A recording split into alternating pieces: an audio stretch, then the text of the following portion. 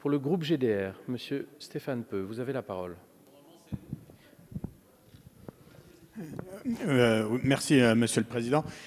Moi, j'ai écouté attentivement tous les débats. D'abord, vous dire ma conviction, c'est que l'amendement du gouvernement n'était pas, après écoute des débats, n'est pas un pas en arrière ni un pas de côté. C'est juste un pas de deux pour aller dans la même direction, essayer de satisfaire une ambiance autour de cet article.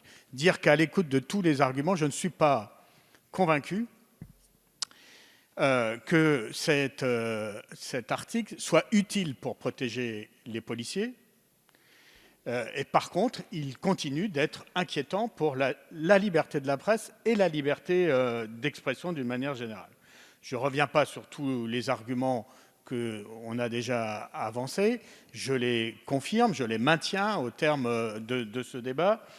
Et j'en veux pour preuve, ça n'a pas été trop relevé, mais enfin, quand même, ce qui s'est passé mardi soir dans les rues de Paris n'est absolument pas anecdotique.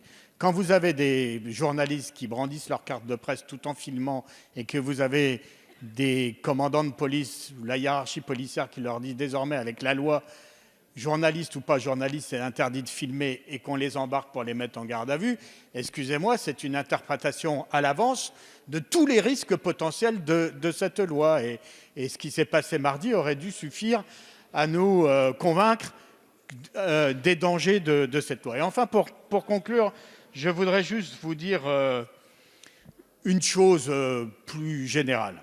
En fait, j'ai un peu...